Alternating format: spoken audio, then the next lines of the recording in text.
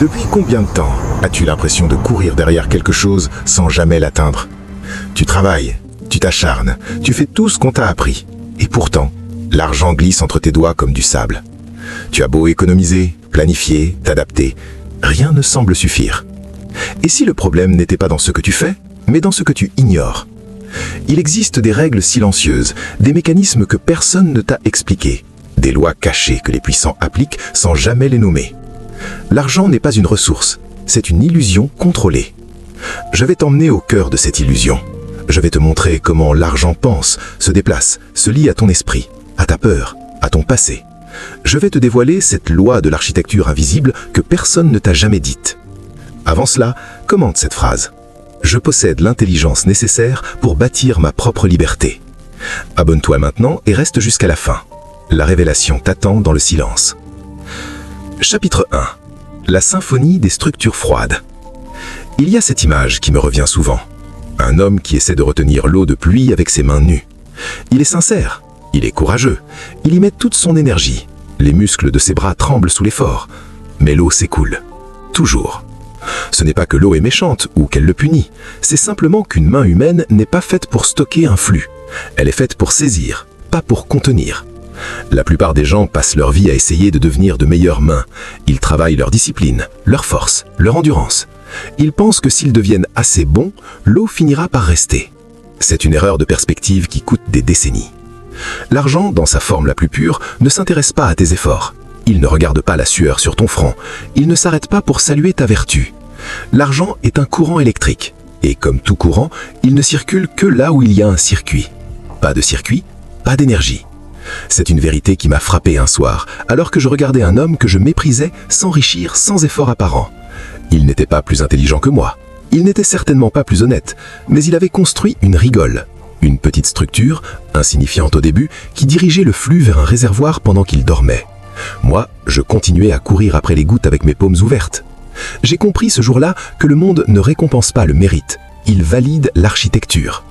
On t'a menti sur la morale de la réussite. On t'a dit que si tu étais quelqu'un de bien, si tu étais patient et intègre, la vie te rendrait l'appareil. C'est une belle histoire pour endormir les enfants et maintenir l'ordre social. Mais regarde autour de toi. Les structures ne sont pas morales. Un pont ne tient pas debout parce que l'architecte était un saint. Il tient parce que les calculs de charge sont exacts. L'argent répond à cette même froideur mathématique. Prenons deux entrepreneurs. Le premier est un artisan passionné. Il vend son temps, ses mains, son cœur. Il soigne chaque détail. Mais son revenu est lié à sa présence physique. S'il s'arrête, tout s'arrête. Il n'a pas de structure. Il a un emploi qu'il s'est créé à lui-même. Le second est moins passionné. Il crée un système de distribution, une plateforme, une méthode que d'autres peuvent appliquer. Il a construit une structure qui capte la valeur même quand il regarde les nuages.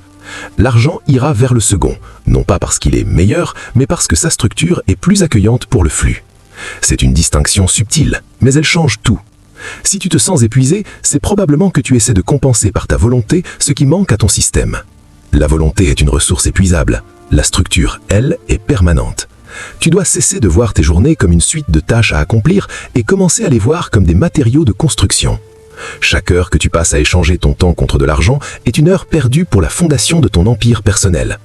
Un empire n'est pas forcément fait de marbre et de milliers d'employés. C'est parfois juste une manière de décider, une façon de déléguer ou un algorithme mental qui refuse l'effort linéaire. Un jour, j'ai rencontré un jeune homme qui voulait devenir consultant.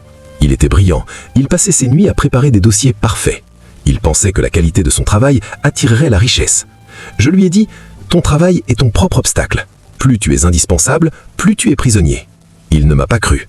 2 ans plus tard, il était au bord du burn-out, gagnant bien sa vie, mais n'ayant plus une seconde pour la vivre. Il avait oublié de bâtir la structure qui permettrait à son intelligence de travailler sans lui. L'argent déteste être une fin en soi. Il veut être un outil de mouvement. Si tu le bloques par ta peur de le perdre, ou si tu l'étouffes par ton besoin de sécurité, il s'évapore. Il cherche ceux qui savent le faire circuler dans des circuits de plus en plus larges. Il y a une sorte de noblesse dans cette froideur. Elle nous libère du jugement des autres. Tu n'as pas besoin d'être validé par la société pour réussir. Tu as besoin d'être fonctionnel. Le système ne se soucie pas de tes intentions, il se soucie de tes connexions. Pose-toi cette question au milieu du silence. Si tu t'arrêtais de mouvoir demain, pendant 1 mois entier, que resterait-il de tes revenus? Si la réponse est « rien », alors tu n'as pas de richesse. Tu as juste une performance. Et la performance fatigue. La structure, elle, porte. L'ambition sans système n'est qu'une forme sophistiquée d'autodestruction. On t'apprend à cultiver ton jardin, mais on oublie de t'apprendre à construire les canaux d'irrigation. Tu passes ton temps à arroser chaque plante manuellement en te plaignant de la chaleur. Pendant ce temps, celui que tu juges cynique a construit une pente. L'eau descend toute seule. Il peut s'asseoir à l'ombre et réfléchir à la suite. C'est ici que commence la véritable bascule. Arrête de chercher la récompense. Commence à chercher le levier. Est-ce que ce que tu fais aujourd'hui peut être répété 1000 fois sans que cela ne te coûte 1000 fois plus d'énergie? Si la réponse est non, tu joues au mauvais jeu. Tu es encore dans la psychologie de l'esclave qui espère une prime de fin d'année pour sa docilité. Le maître, lui, s'intéresse à la propriété du mécanisme. Peu importe la taille du mécanisme au début, ce qui compte, c'est qu'il soit indépendant de tes muscles. C'est cette clarté que je voulais te transmettre avant d'aller plus loin. La compréhension que tu n'es pas une ressource, tu es l'architecte. Si tu acceptes d'être la ressource, le monde t'utilisera jusqu'à la corde. Si tu choisis d'être l'architecte, le monde deviendra ton chantier. Prends un moment pour observer tes dernières décisions. Ont-elles servi à alimenter ton effort ou à construire ton autonomie? La réponse est souvent inconfortable, mais c'est dans cet inconfort que la vue se dégage. Ne cherche pas à tout changer demain, cherche juste à identifier la première pierre de ton architecture. Serait-ce le moment de t'abonner pour ne pas manquer la suite de cette construction?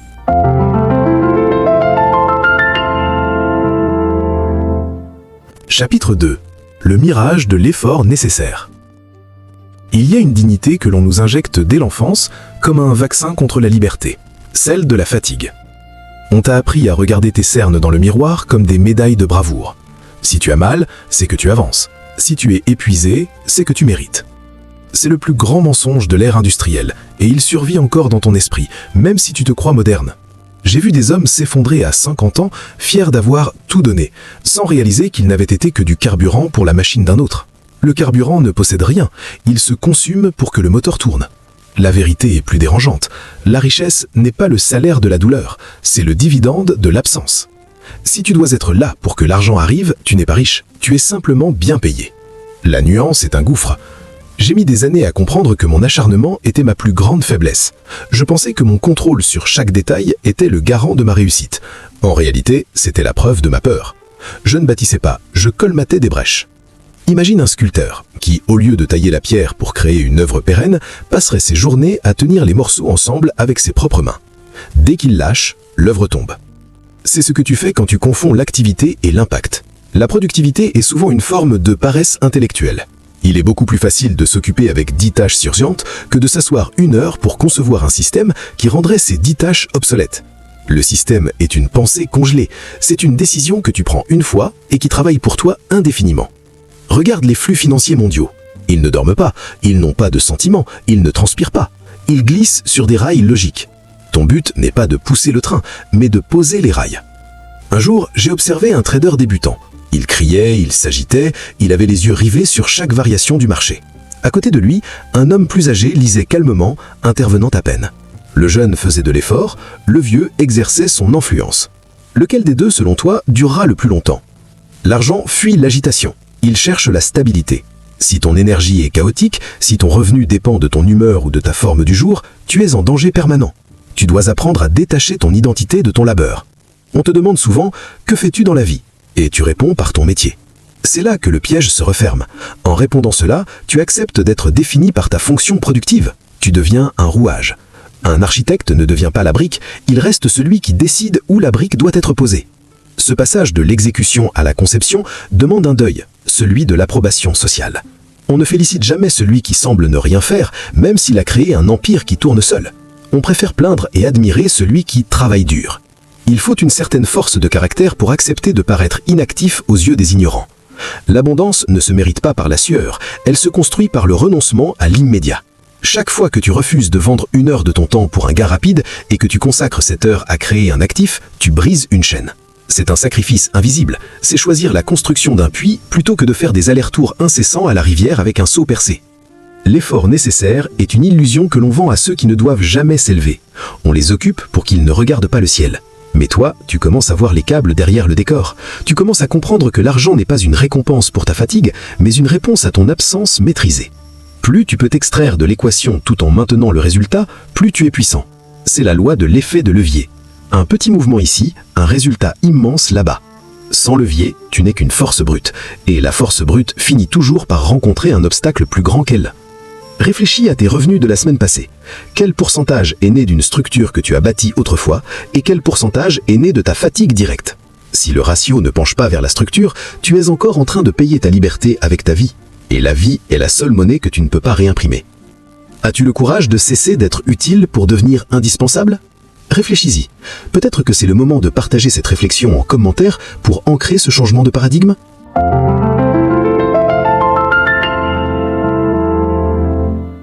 Chapitre 3. La pesanteur du regard des autres. On ne se rend jamais compte à quel point on est lourd jusqu'au moment où l'on essaie de s'élever. Cette pesanteur n'est pas physique, elle ne vient pas de tes muscles ni même de ton compte en banque. C'est la pression invisible des visages qui t'entourent, ceux qui t'aiment, ceux qui te jugent, ceux qui attendent que tu restes exactement là où ils t'ont classé. J'ai mis 40 ans à comprendre que la plupart de mes décisions financières n'étaient pas des calculs, mais des plaidoiries. J'achetais des choses pour prouver que je n'avais pas échoué. Je choisissais des projets pour ne pas décevoir une certaine idée de moi-même. En réalité, je payais une taxe d'appartenance. Une taxe silencieuse, prélevée sur ma liberté pour maintenir une façade qui ne me servait à rien. L'argent est un fluide qui déteste les barrages, et l'opinion publique est le barrage le plus solide qui soit. Quand tu dépenses pour être vu, tu ne possèdes pas l'objet, c'est l'objet qui possède ton image. Machiavel observait que le prince doit paraître, mais il ajoutait une nuance que l'on oublie souvent.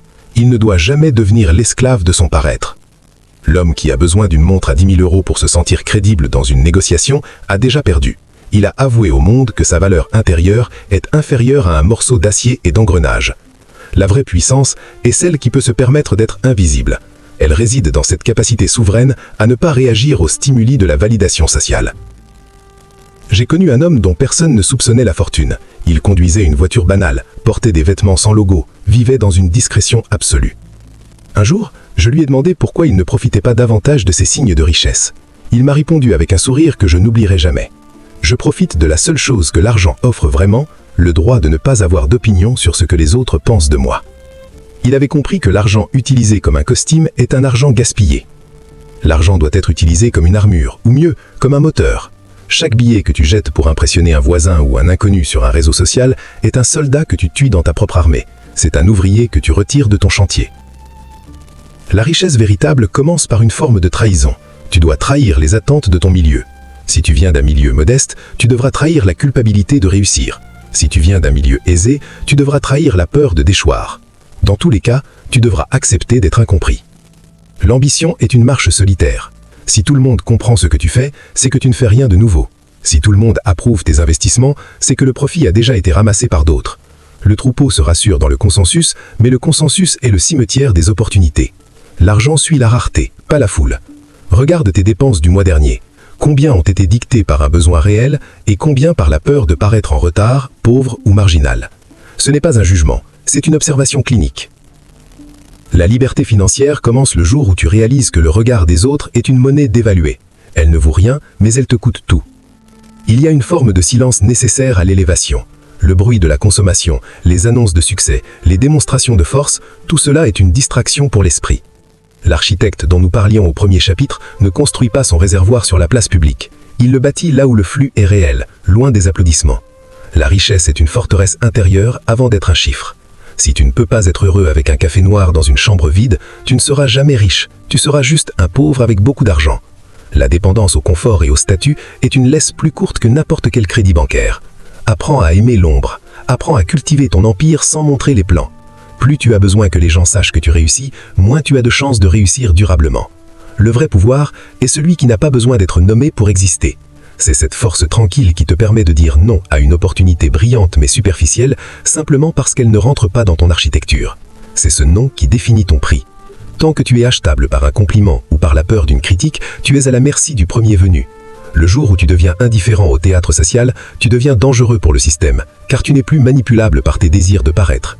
Tu commences enfin à voir l'argent pour ce qu'il est, un simple outil de navigation dans le réel, rien de plus, rien de moins.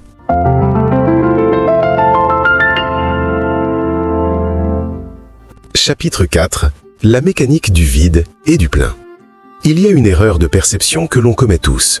Croire que l'argent est une chose solide, un objet que l'on peut posséder et stocker comme une pierre au fond d'un sac. Mais l'argent ressemble plus à de l'air. Il ne reste jamais là où la pression est constante. Il se déplace toujours des zones de haute pression, là où l'on s'agrippe, là où l'on panique, vers les zones de basse pression, là où il y a de l'espace pour circuler. J'ai observé des hommes perdre des fortunes entières simplement parce qu'ils n'avaient pas laissé de vide autour d'eux. Ils étaient tellement pleins de leurs certitudes, de leurs possessions et de leurs peurs qu'ils étaient devenus imperméables aux nouvelles opportunités. L'argent a horreur de l'encombrement. Si ta vie est saturée de petites préoccupations, de micro-dettes, de possessions inutiles qui demandent de l'entretien et de relations qui drainent ton attention, tu n'as plus de place pour le flux. Tu es comme un ordinateur dont la mémoire vive est saturée par des processus inutiles. Il surchauffe, il rame, et il finit par planter devant la tâche la plus simple. La richesse est une question de disponibilité mentale. Un jour, j'ai dû prendre une décision financière majeure en moins de 10 minutes. Si mon esprit avait été occupé à me demander comment payer la traite d'une voiture de luxe ou à gérer un conflit futile avec un associé, j'aurais manqué l'instant. J'aurais hésité. Et l'hésitation est le langage de la pauvreté. La pauvreté, ce n'est pas seulement l'absence de chiffres sur un compte, c'est l'encombrement de l'esprit par la nécessité. C'est être obligé de penser à la survie au moment où il faudrait penser à la stratégie. Pour accueillir l'abondance, il faut paradoxalement savoir créer du vide, émonder ce qui dépasse, vendre ce qui ne sert plus, couper les ponts avec ceux qui ne comprennent que la stagnation. On croit souvent que s'enrichir, c'est ajouter. En réalité, c'est souvent soustraire. Soustraire les bruits, les futilités, les peurs héritées. Machiavel comprenait que le prince ne doit pas s'encombrer de forteresses inutiles qui demandent trop de troupes pour être gardées. Il vaut mieux une armée légère et mobile qu'une structure lourde et vulnérable. Ton architecture financière doit être la même, agile. Plus tu possèdes de choses dont tu n'as pas besoin, plus tu es possédé par elles. Chaque objet est une encre. Chaque abonnement inutile est une micro-fuite de ton énergie. Chaque oui donné par politesse est un poids sur ton envol. Le système veut que tu sois plein. Plein de désirs, plein de gadgets, plein d'informations contradictoires. Car un homme plein est un homme lourd. Et un homme lourd est facile à contrôler. Il ne peut pas s'échapper, il ne peut pas pivoter. Il reste dans le couloir qu'on a tracé pour lui. La véritable maîtrise de soi consiste à rester volontairement creux pour pouvoir être rempli par ce qui compte vraiment. C'est cette capacité à regarder une opportunité et à dire « j'ai l'espace pour cela ». Pas seulement l'argent, mais l'espace mental, le temps et l'énergie. L'argent suit la clarté, il fuit le chaos. Si tu regardes ton bureau, ton compte bancaire ou tes relations et que tu y vois un désordre permanent, tu sais pourquoi le flux t'évite. Il n'a nulle part à où se poser sans être immédiatement absorbé par le désordre. Apprends la discipline du vide. Fais le ménage dans tes pensées comme dans tes tiroirs. Ne garde que ce qui sert de levier. Le reste est du lest. Et le lest dans une tempête, c'est ce qui te coule. Le monde appartient à ceux qui ont l'esprit assez dégagé pour voir les courants avant qu'ils ne deviennent des vagues. C'est une forme de luxe invisible. Ne rien avoir à prouver, ne rien avoir à porter et être prêt à tout saisir. L'abondance n'est pas un amoncellement de choses, c'est une fluidité de mouvement. C'est passer d'une idée à une réalisation sans rencontrer de friction interne. Moins tu as de friction, plus tu es riche, même si tes poches sont momentanément vides. Car le vide appelle le plein, c'est une loi physique. Si tu crées un appel d'air par ta clarté et ta structure, l'argent s'y engouffrera naturellement par simple nécessité de combler le manque de pression. Mais es-tu prêt à lâcher ce qui te rassure pour faire de la place à ce qui te libère ?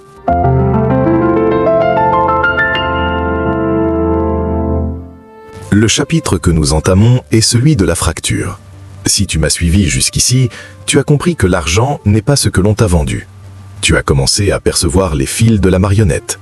Mais il reste une illusion, peut-être la plus tenace, la plus viscérale, celle de la monnaie d'échange. On t'a appris à compter en euros, en dollars, en chiffres sur un écran. On t'a appris à comparer des prix. Mais le véritable prix d'une chose n'est jamais son coût monétaire. Le prix réel, c'est la fraction de ta vie que tu as dû sacrifier pour l'obtenir. Et c'est là que le système te vole, non pas ton argent, mais ton existence même. Chapitre 5, l'arithmétique du sang et du temps. J'ai vu des hommes fêter une augmentation de salaire de 10% comme s'ils venaient de gagner une bataille. Ils ne voyaient pas qu'en échange, ils avaient accepté d'augmenter leur niveau de stress de 50% et de réduire leur temps libre de moitié. Ils faisaient une fête pour célébrer leur propre réduction en esclavage. C'est l'arithmétique du sang. Chaque fois que tu achètes quelque chose, pose-toi la question.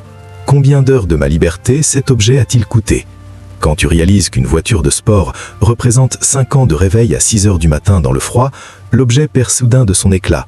Il ne brille plus de sa carrosserie, il brille de la sueur que tu as versée pour lui. L'argent est une batterie qui stocke l'énergie humaine. Le problème, c'est que la plupart des gens sont des batteries qui fuient. Ils dépensent leur énergie plus vite qu'ils ne la stockent et ils finissent par mourir déchargés, sans jamais avoir utilisé cette énergie pour leur propre compte. La maîtrise commence quand tu décides de devenir le propriétaire de ta batterie. Machiavel aurait dit que le prince ne doit jamais gaspiller ses troupes dans des escarmouches sans importance. Tes troupes, c'est ton temps.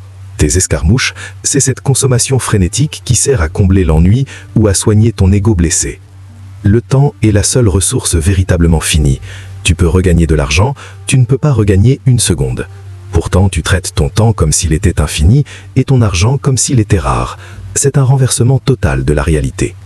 L'homme ambitieux que tu es doit apprendre à être un avare de son temps et un stratège de son argent. J'ai connu un entrepreneur qui refusait de prendre des appels de moins de 20 000 € de potentiel. Ce n'était pas de l'arrogance, c'était une protection. Il savait que s'il laissait les petites sollicitations grignoter ses heures, il n'aurait plus l'espace mental pour les grandes manœuvres. Il protégeait son sang. Pour lui, chaque minute passée à parler pour rien était une micro-hémorragie. Regarde ta semaine. Combien de temps as-tu passé à bâtir tes propres actifs et combien de temps as-tu passé à louer ton cerveau à quelqu'un d'autre pour qu'il bâtisse les siens ? Le salariat est une transaction où tu vends ton temps à prix de gros pour qu'un autre puisse le revendre au détail sous forme de valeur ajoutée. C'est une opération mathématique où tu es toujours le perdant, car par définition, on ne t'achète ton temps que parce qu'il rapporte plus qu'il ne coûte. Si tu veux sortir de cette boucle, tu dois t'apprendre à acheter le temps des autres, non pas pour les exploiter, mais pour créer une synergie de structure. L'argent doit servir à racheter ta liberté, pas à décorer ta prison. La plupart des gens utilisent leur argent pour acheter des passifs, des choses qui leur coûtent encore plus de temps et d'argent à entretenir.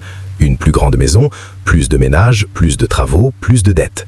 Une voiture plus luxueuse, plus d'assurance, plus de peur de la rayure, plus de temps passé au garage. Ils croient s'élever alors qu'ils s'alourdissent. La richesse, c'est la capacité à dire non à une opportunité lucrative parce qu'elle demande trop de toi. C'est la souveraineté. Un homme qui possède 1 million d'euros, mais qui doit travailler 80 heures par semaine pour les garder, est plus pauvre qu'un homme qui gagne 2 000 € par mois sans rien faire. Le premier est un gestionnaire de stress, le second est un homme libre. L'illusion du chiffre est puissante, mais elle est vide. La seule mesure qui vaille est le temps de vie disponible. Combien de jours peux-tu survivre sans travailler si tu décidais de t'arrêter demain ? C'est ton véritable niveau de richesse. Le reste est du bruit. Tu dois aussi comprendre que le système dévalue ton temps par l'inflation et la dette. La dette est un contrat sur ton futur. C'est une promesse de travail forcé que tu signes aujourd'hui pour une satisfaction immédiate. Chaque crédit est une chaîne que tu fixes à ton propre pied. Machiavel conseillait au prince d'éviter d'être l'obligé de quiconque. Quand tu dois de l'argent, tu n'appartiens plus à toi-même, tu appartiens à tes créanciers. Tu ne peux plus prendre de risques, tu ne peux plus pivoter, tu ne peux plus dire la vérité. Tu es obligé de plaire pour pouvoir payer. L'ambition demande une légèreté totale. Tu dois être capable de tout quitter en une nuit si l'opportunité se présente.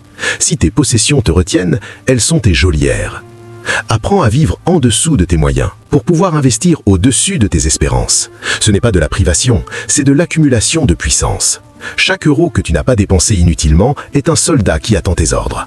À un moment donné, la masse critique de tes soldats sera telle qu'ils pourront conquérir ta liberté pour toi. C'est ce qu'on appelle l'indépendance financière. Mais je préfère l'appeler la désincarcération. C'est sortir de la carcasse de la nécessité. J'ai passé la moitié de ma vie à accumuler des objets pour réaliser ensuite que le plus beau luxe était de n'avoir besoin de rien pour être serein. Cette sérénité est un avantage injuste dans les affaires. Celui qui n'a pas besoin de l'accord est celui qui obtient les meilleures conditions. Le besoin pue. L'indépendance attire. Observe le monde non plus comme un catalogue de produits, mais comme un marché de temps. Vois les gens courir, s'agiter, s'épuiser. Ne les juge pas, ils suivent leur programmation. Mais toi, reste immobile un instant. Demande-toi, quel système puis-je poser aujourd'hui qui me rendra 1 heure de ma vie demain ? C'est la seule question qui compte. Tout le reste, les titres, les honneurs, les chiffres, ce ne sont que des ombres sur les murs de la caverne. La lumière, c'est le silence de l'après-midi quand tu décides de ne rien faire, parce que ton architecture travaille à ta place. C'est la fin du sacrifice humain, c'est le début de la maîtrise. Ta vie est une ressource non renouvelable. Arrête de la dilapider dans des transactions qui ne te construisent pas. Deviens l'architecte de ton propre temps. Et si tu sens que ton esprit commence à se libérer de la morale de l'effort pour entrer dans celle de la stratégie, alors tu es prêt pour la suite.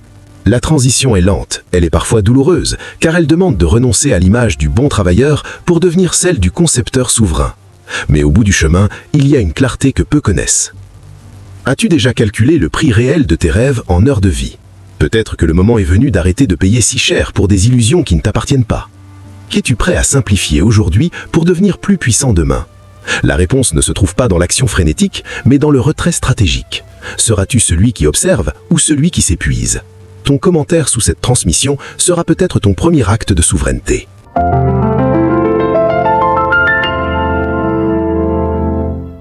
L'argent a une odeur, mais ce n'est pas celle du papier ou du métal, c'est l'odeur de la peur ou celle de la domination. Si tu entres dans une pièce en ayant besoin de conclure un contrat pour payer ton loyer, tout le monde le sentira. Ton corps trahira ton manque. Tes mots seront trop rapides, ton sourire trop appliqué, ton regard trop insistant. Tu seras un mendiant déguisé en homme d'affaires. Et le monde déteste les mendiants. Le pouvoir, tout comme l'argent, se retire dès qu'il sent une main qui tremble. C'est une loi de la nature humaine que les manuels de gestion ignorent superbement. On ne donne qu'à ceux qui semblent déjà tout avoir. C'est cruel, c'est injuste, mais c'est la mécanique du monde. Si tu veux que l'argent vienne à toi, tu dois d'abord apprendre à t'en passer psychologiquement. Chapitre 6. Le magnétisme de l'indifférence souveraine. J'ai passé des années à poursuivre des opportunités avec une énergie de prédateur affamé. Je pensais que ma hargne était ma meilleure alliée. Je me trompais. Ma hargne montrait mon vide. Plus je voulais, moins je recevais. Puis, un jour, j'ai tout arrêté. J'ai atteint un point de saturation où j'ai décidé que si la réussite devait coûter ma dignité, alors je préférais rester immobile. Et c'est là que les choses ont commencé à basculer. Quand j'ai cessé de courir, le flux a commencé à me rattraper. Pourquoi? Parce que l'indifférence est la forme suprême de la puissance. Elle indique que tu possèdes une source intérieure qui ne dépend pas de l'approbation du marché. Machiavel disait que le prince doit être craint plutôt qu'aimé, mais il aurait pu ajouter qu'il doit surtout être perçu comme quelqu'un qui n'a rien à demander. Celui qui ne demande rien est celui qu'on veut absolument servir. L'argent est attiré par l'ordre, le calme et la certitude. Si ton esprit est une tempête de besoin, tu es un repoussoir. Regarde la manière dont tu traites tes clients, tes employeurs ou tes partenaires. Es-tu dans la séduction ou dans l'autorité? La séduction est une quête de validation. L'autorité est une affirmation de valeur. Si tu essaies de convaincre, tu es déjà en position de faiblesse. La vérité n'a pas besoin de convaincre, elle s'énonce. L'homme qui maîtrise le magnétisme de l'argent est celui qui est prêt à se lever de table et à quitter la négociation sans un regard en arrière. C'est cette capacité à renoncer qui lui donne le pouvoir de posséder. Tant que tu n'es pas prêt à perdre une opportunité, tu es l'esclave de cette opportunité. Et l'esclave ne fixe jamais ses prix. Il accepte les miettes que le maître lui jette pour le garder en vie. L'indifférence dont je te parle n'est pas du mépris ou de la paresse, c'est une posture mentale d'une exigence absolue. C'est décider que ton temps et ton énergie sont des actifs si précieux que tu ne les engageras que dans des conditions qui respectent ton architecture. J'ai vu des entrepreneurs perdre des millions parce qu'ils n'ont pas osé dire non à un partenaire toxique qui apportait du capital immédiat. Ils ont échangé leur souveraineté contre de la liquidité. C'est le pire calcul possible. La liquidité s'évapore, la souveraineté perdue, elle, ne se rachète jamais. Tu dois devenir une forteresse dont l'entrée est chère. Si tu es accessible à tous pour n'importe quel prix, tu n'as pas de valeur. Tu as une étiquette de solde. L'argent est aussi une arme de perception. On te dit de rester humble, de ne pas faire de vagues. C'est un conseil pour les serviteurs. L'humilité est une vertu pour ceux qui veulent être aimés, pas pour ceux qui veulent être respectés. Je ne te parle pas d'arrogance vulgaire ou de vantardise, je te parle d'une présence qui impose le silence. Cette présence vient de la certitude que tu n'as pas besoin de l'argent de l'autre pour être qui tu es. Quand tu atteins cet état de détachement, tu deviens un aimant. Les gens commencent à te proposer des projets, des parts, des alliances, simplement parce qu'ils veulent se rassurer en s'associant à ta stabilité. Ils achètent ton calme. Dans un monde de bruit et de panique, le calme est la denrée la plus rare et donc la plus chère. Pense à ta relation avec ton compte bancaire. Si tu le consultes avec angoisse, tu envoies une onde de choc de pénurie dans chacune de tes actions quotidiennes. Tu agis comme un homme qui a peur de manquer d'air. Et cette peur te fait prendre des décisions de court terme, des décisions d'oxygène qui sacrifient ton futur pour un soulagement immédiat. C'est ainsi que l'on reste pauvre avec un gros salaire. On dépense pour calmer l'angoisse d'avoir travaillé trop dur. On entre dans le cycle de la récompense compensatoire. Tu travailles comme un damné, donc tu estimes mériter ce luxe inutile qui, au final, te rend encore plus dépendant de ton travail. C'est une spirale de servitude dorée. Pour briser cela, il faut accepter de vivre dans une austérité choisie, une frugalité de combat, jusqu'à ce que ton indépendance psychologique soit totale. Celui qui peut vivre avec rien est le seul qui peut tout posséder, car il ne craint rien. Et celui qui ne craint rien est imprévisible. Machiavel savait que l'imprévisibilité est une arme de guerre. Si tes adversaires ou tes partenaires savent exactement de combien d'argent tu as besoin, ils te tiennent. Si tu es capable de tout couper et de repartir de zéro demain sans que cela n'affecte ton estime de toi, alors tu es le véritable prince de ta vie. L'argent cessera d'être un maître pour devenir un chien fidèle qui te suit parce qu'il sent que tu n'as pas peur de son absence. La plupart des jeunes ambitieux font l'erreur de vouloir avoir l'air riche pour attirer l'argent. Ils louent des voitures, achètent des vêtements coûteux, fréquentent des lieux qu'ils ne peuvent pas se permettre. Ils pensent que c'est du marketing de soi. C'est du suicide financier. Les vrais puissants voient à travers ce déguisement en 3 secondes. Ils sentent l'effort derrière le luxe. Ils voient la sueur sous le parfum. Le vrai magnétisme ne demande aucun artifice. Il émane de ta capacité à rester assis, immobile, sans rien attendre de personne. C'est une force gravitationnelle. Plus ton centre de gravité est solide, plus tu attires les objets massifs autour de toi. Apprends à cultiver ce vide fertile. Apprends à dire « ça ne m'intéresse pas » à des sommes qui feraient trembler tes pairs, non par caprice, mais parce que cela ne sert pas ton dessein long terme. C'est à ce moment-là que le système commence à te regarder différemment. Tu n'es plus une ressource exploitable, tu es une force avec laquelle il faut négocier. Et dans la négociation entre la force et le besoin, c'est toujours la force qui l'emporte, quel que soit le montant inscrit sur le chèque. Ta valeur n'est pas ce que tu gagnes, mais ce que tu es prêt à refuser. C'est le refus qui crée la rareté. C'est la rareté qui crée le prix. Pose-toi cette question avant ta prochaine réunion, ton prochain appel, ta prochaine décision. Si j'avais déjà 10 millions sur mon compte, est-ce que j'agirais de la même manière ? Si la réponse est non, alors tu es en train de te brader. Tu agis par besoin, pas par vision. Et le besoin est le parasite de l'ambition. Réajuste ton curseur. Agis comme si l'argent était déjà une évidence, un détail technique déjà réglé. Tu verras alors les visages changer autour de toi. Tu verras les portes s'ouvrir sans que tu n'aies à les pousser. Car le monde s'écarte toujours pour laisser passer l'homme qui sait où il va et qui n'a besoin de la permission de personne pour y arriver.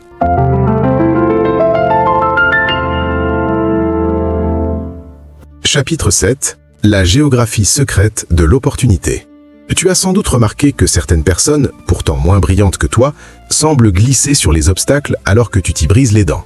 Tu as peut-être mis cela sur le compte de la chance, des relations ou du hasard. Mais le hasard n'est que le nom que l'on donne à une loi que l'on n'a pas encore comprise. Ce que tu n'as pas vu, c'est que ces personnes ne se battent pas contre le réel, elles l'épousent. Elles ont compris que la volonté seule est une lame émoussée si elle ne s'appuie pas sur la pente naturelle des choses. On t'a appris à être un guerrier, mais on a oublié de t'apprendre à être un hydrographe. Un guerrier s'épuise. L'hydrographe, lui, utilise la gravité. La plupart des gens voient le monde comme une surface plane où tout est accessible à celui qui court assez vite. C'est une vision de perdant. Le monde est une carte de relief, de courants et de failles invisibles. L'argent ne tombe pas du ciel par miracle, il coule le long de lignes de force.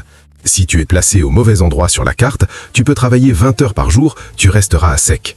Si tu es placé sur une ligne de fracture, l'abondance te submergera sans même que tu aies à lever le petit doigt.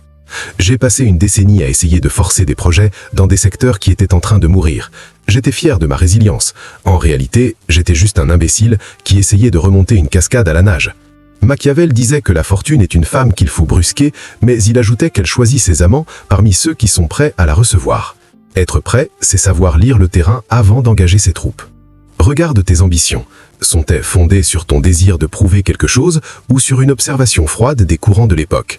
L'argent se déplace là où la friction est la plus faible et où le besoin est le plus criant. Si tu essaies de vendre de l'intelligence là où l'on cherche que du divertissement, tu mourras de faim. Si tu essaies de bâtir une structure rigide dans un monde qui exige de la fluidité, tu seras brisé. L'opportunité n'est pas une étincelle, c'est une résonance. C'est le moment où ton architecture personnelle rencontre une faille dans le système. J'ai connu un homme qui a bâti un empire en vendant des choses très simples, presque insignifiantes. Il n'avait aucun génie créatif, mais il avait une vue exceptionnelle. Il avait repéré un changement dans la réglementation avant tout le monde. Il s'est contenté de se placer à la sortie du tuyau. Le flux a fait le reste. On t'a dit de suivre ta passion. C'est un conseil criminel. La passion est aveugle. Elle est centrée sur toi, sur ton ego, sur ton plaisir. Elle ne regarde pas la géographie du monde. L'ambitieux lucide ne suit pas sa passion, il suit la valeur. Il cherche là où le déséquilibre est le plus grand, car c'est là que l'énergie est la plus forte. Là où il y a un problème non résolu, une douleur ignorée, une inefficacité flagrante, il y a une mine d'or. Ta tâche n'est pas d'inventer quelque chose de nouveau, mais de corriger une anomalie. L'argent est la récompense que le monde te donne pour avoir ramené de l'ordre ou de la fluidité là où il y avait du chaos. Apprends à identifier ce que j'appelle les points de bascule. Ce sont ces moments ou ces lieux où un petit effort produit un résultat disproportionné. Dans une négociation, c'est le non-dit qui pèse plus lourd que le contrat. Dans un marché, c'est la tendance de fond que personne n'ose encore nommer. Si tu passes ton temps dans la mêlée, au milieu de la foule, tu ne verras jamais ces points. Tu dois prendre de la hauteur. Tu dois accepter de ne pas être dans l'action immédiate pour pouvoir observer la trajectoire des masses. Le prince ne se mêle pas à la foule sur la place publique, il regarde la place depuis son balcon. C'est de là qu'il voit les mouvements de panique, les courants d'intérêt et les zones de vide. La plupart des jeunes ambitieux sont trop pressés. Ils veulent cueillir le fruit avant d'avoir vérifié si l'arbre est planté dans un sol fertile. Ils se lancent dans des carrières ou des entreprises parce que c'est la mode, sans réaliser qu'ils arrivent au moment où le courant s'inverse. Ils sont les derniers à entrer dans la bulle et les premiers à être écrasés quand elle explose. La vraie richesse se construit dans l'anticipation silencieuse. Elle demande une forme de patience que l'on confond souvent avec de l'inaction. Mais c'est une inaction armée. C'est l'immobilité du chat qui attend que la proie entre exactement dans son périmètre de bond. Si le chat saute trop tôt, il s'épuise. S'il attend trop longtemps, il meurt de faim. La maîtrise, c'est le timing. Ta géographie personnelle compte aussi. Avec qui passes-tu ton temps ? Quels sont les paysages mentaux que tu fréquentes? Si tu es entouré de gens qui pensent que l'argent est une ressource finie et que le monde est injuste, tu es dans un marécage. Leurs pensées sont des sables mouvants qui te tirent vers le bas. Tu dois te placer dans des environnements de haute pression, là où les idées circulent vite, là où l'échec est vu comme une donnée et non comme une fin, là où on parle de système et non de personne. On ne devient pas un géant en restant dans une chambre de nains. Change ta relief social et ton relief financier changera avec lui. C'est une loi de physique sociale. On finit toujours par épouser la forme du moule dans lequel on se glisse. L'opportunité n'est pas quelque chose que l'on crée de toutes pièces, c'est quelque chose que l'on détecte et que l'on canalise. C'est une question d'oreille. Entends-tu le craquement des vieilles structures qui s'effondrent? Entends-tu le murmure de la nouvelle économie qui s'installe dans les interstices? Si tu n'entends rien, c'est que ton esprit est trop bruyant. Trop de musique, trop de réseaux sociaux, trop d'opinions inutiles. Fais le silence, écoute le monde respirer. Il te dira exactement où il a besoin de toi et où il est prêt à te payer le prix fort pour ton intervention. L'argent est paresseux, il cherche toujours le chemin de la moindre résistance. Si tu es ce chemin, il viendra à toi sans effort. Si tu es un mur, il se contournera. Deviens un canal, deviens celui qui facilite, celui qui connecte, celui qui résout. Arrête de vouloir être la source et contente-toi d'être le fleuve. Le fleuve possède toute l'eau qu'il transporte, pourtant il ne la retient pas. C'est son mouvement qui fait sa puissance. Et c'est ton mouvement au sein des bonnes structures qui fera ta richesse.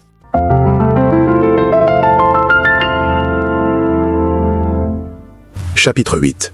L'alchimie du risque maîtrisé. On nous a appris à craindre l'échec comme s'il s'agissait d'une maladie terminale. On t'a dit de te protéger, de minimiser les risques, de ne pas faire de vagues. Mais dans le silence de mon expérience, j'ai découvert que le risque n'est pas l'ennemi de la réussite, c'est son prix d'entrée. Si tu n'as rien à perdre, tu n'as rien à gagner. Mais il y a une différence fondamentale entre le joueur qui parie sur la chance et le stratège qui parie sur son architecture. Le premier est une victime en attente, le second est un alchimiste. J'ai vu des hommes rester paralysés devant une décision pendant des mois, attendant que toutes les lumières soient au vert avant de traverser la rue. Ils attendent la certitude. Mais la certitude est une invention pour les fonctionnaires. Dans le monde du pouvoir et de l'argent, la certitude n'existe pas. Il n'existe que des probabilités et des asymétries. La richesse véritable appartient à ceux qui acceptent l'inconfort de l'incertitude et qui savent la transformer en avantage. Machiavel écrivait que là où la peur de l'un s'arrête, le pouvoir de l'autre commence. C'est exactement ce qui se passe sur les marchés, dans les négociations, dans la vie. Le risque est une barrière psychologique qui sépare la foule des quelques individus capables de franchir le seuil. Le secret que l'on ne t'a pas dit, c'est que le risque est une illusion d'optique. Ce que la plupart des gens appellent risqué est souvent bien moins dangereux que la sécurité apparente. Rester dans un emploi salarié pendant 40 ans en espérant qu'une retraite sera encore là à la fin, voilà le risque ultime. Tu paries ta vie entière sur une promesse que personne n'est obligé de tenir. C'est un pari à sens unique, où tu ne possèdes aucun levier. Le stratège, lui, cherche des risques asymétriques, des situations où ce qu'il peut perdre est limité et connu, mais où ce qu'il peut gagner est virtuellement infini. C'est là que se cache la fortune. J'ai connu un homme qui a investi toutes ses économies dans un projet qui semblait fou à l'époque. Tout le monde le plaignait. Mais il m'a montré ses chiffres. Il avait structuré l'accord de telle sorte que même si le projet échouait, il gardait la propriété intellectuelle et les machines. Son risque était limité à son temps, mais son gain potentiel se chiffrait en millions. Il ne jouait pas au casino, il achetait une option sur l'avenir. Pour maîtriser cette alchimie, tu dois apprendre à décomposer le risque. Ne regarde pas le danger global, regarde les sorties de secours. Si tu as une sortie, ce n'est plus un risque, c'est une expérience. L'argent est un lâche. Il se cache derrière les portes que les autres n'osent pas ouvrir. Si tu fais ce que tout le monde fait, tu obtiendras ce que tout le monde a, des miettes. L'abondance demande une forme de courage froid. Ce n'est pas l'absence de peur, c'est la capacité à agir avec elle, à l'utiliser comme une boussole. Si une opportunité ne te fait pas un peu peur, c'est qu'elle est probablement déjà épuisée par d'autres. La peur est le signal que tu es à la frontière de ton ancienne identité. Franchis-la. Le système te programme pour que tu aies peur de l'erreur.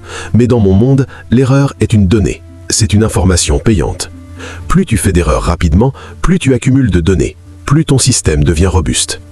La seule erreur fatale est celle dont tu ne peux pas te relever. Tout le reste est du réglage.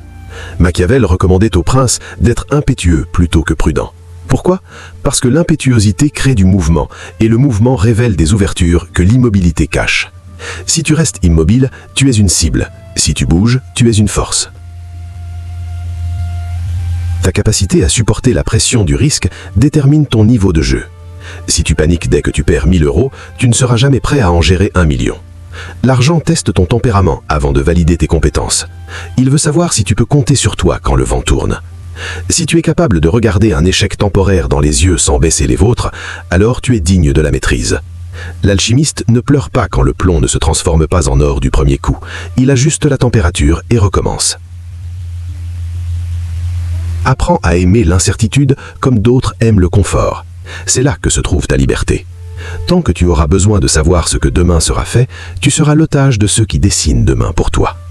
Le risque maîtrisé, c'est le seul moyen de racheter ton temps au prix fort. C'est l'accélérateur de ton architecture. Sans lui, tu construis une maison de poupée. Avec lui, tu bâtis une cathédrale. Mais n'oublie jamais, on ne parie pas sur le résultat, on parie sur le système. Si ton système est bon, le résultat est une certitude statistique à long terme. Regarde ta vie aujourd'hui. Quel est le risque que tu refuses de prendre par simple habitude de confort? C'est peut-être précisément là que se trouve la clé de ton prochain empire. Le courage n'est pas de ne pas avoir peur, c'est de décider que quelque chose est plus important que la peur. Et cette chose, c'est ta souveraineté. Es-tu prêt à troquer ta sécurité illusoire contre une puissance réelle? Parfois, sauter dans le vide est le seul moyen de découvrir qu'on s'est volé. Laisse un signe de ton passage si tu es prêt à m'embrasser l'incertitude. La suite n'est pas pour tout le monde, elle est pour ceux qui ont cessé de trembler. Seras-tu le spectateur de ton déclin ou l'artisan de ton ascension? La réponse est dans l'action que tu n'as pas encore osé entreprendre.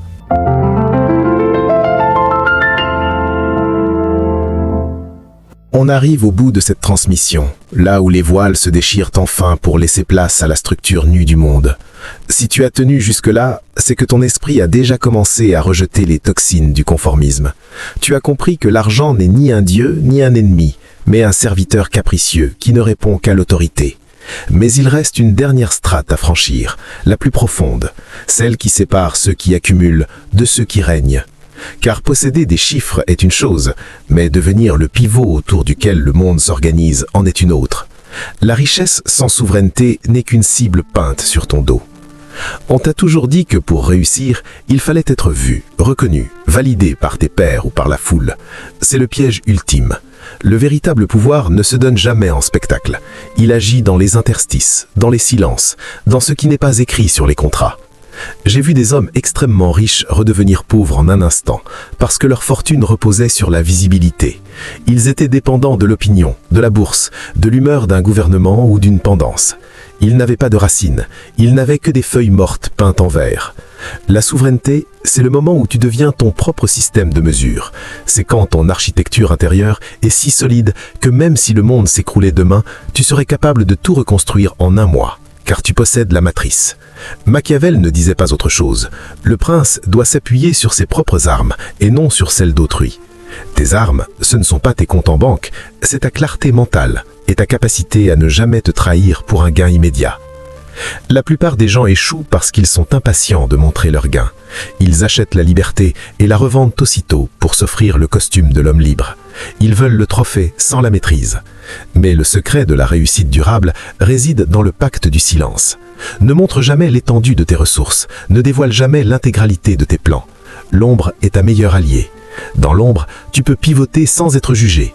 Dans l'ombre, tu peux échouer sans être condamné. Dans l'ombre, tu peux accumuler une puissance de frappe que personne ne voit venir. L'argent aime le silence. Il fuit le bruit des vaniteux pour se réfugier dans les coffres de ceux qui n'ont rien à prouver. J'ai connu des empires qui se sont bâtis dans une discrétion absolue, loin des magazines et des conférences, simplement en connectant des besoins à des solutions avec une précision chirurgicale. Ces hommes-là ne sont pas des célébrités, ce sont des infrastructures. Tu dois comprendre que la richesse est un état de conscience avant d'être un état de fait. Si tu te sens riche seulement quand ton compte est plein, tu es encore un mendiant psychologique. La souveraineté commence quand tu réalises que tu es la source. L'argent n'est qu'un reflet, un écho. Si tu travailles sur l'origine du son, ton identité, ta structure, ta vision, l'écho suivra inévitablement. C'est ici que se joue la conclusion de notre échange. Tout ce que je t'ai transmis, la structure froide, le mirage de l'effort, le magnétisme de l'indifférence, ne forment qu'un seul et même système. Un système conçu pour te rendre ton pouvoir. On t'a volé ta souveraineté en te faisant croire que tu devais servir l'argent. Je te la rends en te montrant comment l'argent doit te servir. Mais attention, cette liberté a un prix. Elle demande d'accepter la solitude des cimes. Tu ne pourras plus te plaindre avec les autres. Tu ne pourras plus rejeter la faute sur la conjoncture. Tu ne pourras plus te réfugier dans l'ignorance. Une fois que tu as vu les rouages, tu ne peux plus faire semblant d'être une victime. Tu es désormais responsable de chaque euro qui manque et de chaque heure qui s'évapore. C'est une charge lourde, mais c'est la seule qui vaille la peine d'être portée. Le monde se divise en deux catégories, ceux qui subissent les règles et ceux qui les écrivent. Jusqu'à aujourd'hui, tu les subissais. À partir de maintenant, la plume est entre tes mains. Le système fera tout pour te ramener dans le rang. Il t'enverra des doutes, des tentations de confort, des voix amies qui te diront de ne pas trop en faire, de profiter de la vie, comme ils disent. Mais toi, tu sais ce que signifie profiter. Cela signifie posséder son temps de manière absolue. Cela signifie ne plus jamais avoir à dire oui quand ton âme crie non. Cela signifie être le seul maître à bord de ton existence.